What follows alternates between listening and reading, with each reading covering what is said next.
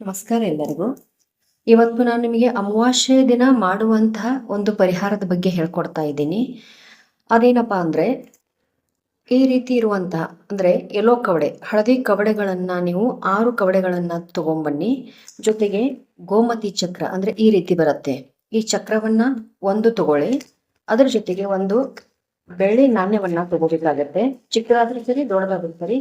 ಈ ರೀತಿ ಇರುವಂತಹ ಒಂದು ಕಾಯಿನ್, ಬೆಳ್ಳಿ ನಾಣ್ಯವನ್ನ ತಗೊಂಡ್ಬಂದ್ಬಿಟ್ಟು ಒಂದು ಬೆಳ್ಳಿ ಲೋಟದಲ್ಲಾದ್ರೂ ಹಾಕಿ ಅಥವಾ ಸ್ಟೀಲ್ ಬೌಲ್ದಲ್ಲಾದ್ರೂ ದೇವ್ರ ಎದುರಿಗೆ ಪ್ಲೇಸ್ ಮಾಡಿಬಿಟ್ಟು ಅಮಾವಾಸ್ಯೆ ದಿನ ಮನಸ್ಸಿನಲ್ಲಿ ಸಂಕಲ್ಪ ಮಾಡ್ಕೊಳ್ಳಿ. ಅಂದ್ರೆ ಫಸ್ಟಿಗೆ ಜಲಾಭಿಷೇಕ ಮಾಡಿ, ಅದಾದ ನಂತರ ಹಸೆ ಹಾಲಿನಿಂದ ಅಭಿಷೇಕವನ್ನ ಮಾಡಿ, ಮತ್ತೆ ಜಲಾಭಿಷೇಕ ಮಾಡಿ ಒಣ ಬಟ್ಟೆಯಿಂದ ಅದನ್ನ ಒರೆಸ್ಬಿಟ್ಟು ಈ ರೀತಿ ಬೌಲ್ದಲ್ಲಿ ಆ 6 ಕವಡೆಗಳು ಮತ್ತೆ ಒಂದು ಗೋಮತಿ ಚಕ್ರ ಮತ್ತೆ ಒಂದು ಬೆಳ್ಳಿ ನಾಣ್ಯವನ್ನ ಅದರಲ್ಲಿ ಹಾಕಿಟ್ಬಿಟ್ಟು ಕುಂಕುಮ, ಅರಿಶಿನ, ಸ್ವಲ್ಪ ಅಕ್ಷತೆಯನ್ನ ಹಾಕಿ ಮನಸ್ಸಿನಲ್ಲಿ ದುಡ್ಡುಗೋಸ್ಕರ ಮತ್ತೆ ಅಖಂಡ ಐಶ್ವರ್ಯಗೋಸ್ಕರ ನೀವು ಸಂಕಲ್ಪವನ್ನ ಮಾಡ್ಕೊಳ್ಳಿ.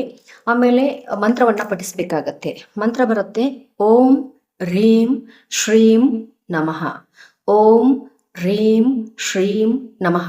ಇದು ಲಕ್ಷ್ಮಿ ಮತ್ತು ವಿಷ್ಣು ಬೀಜ ಮಂತ್ರವಾಗಿರುತ್ತದೆ. ಈ ಮಂತ್ರವನ್ನ ನೀವು 108 ಬಾರಿ ದಿನಾಲು ಪಠಿಸುವುದರಿಂದ ನಿಮಗೆ ತುಂಬಾ ಚೆನ್ನಾಗಿ ರಿಸಲ್ಟ್ ಬರುತ್ತೆ. ಈ ಸುಲಭ ಪರಿಹಾರವನ್ನ ಮಾಡಿಕೊಂಡು ಇದರ ಬೆನಿಫಿಟ್ ಅನ್ನ ತಗೊಳ್ಳಿ. ಎಲ್ಲರಿಗೂ ಧನ್ಯವಾದಗಳು.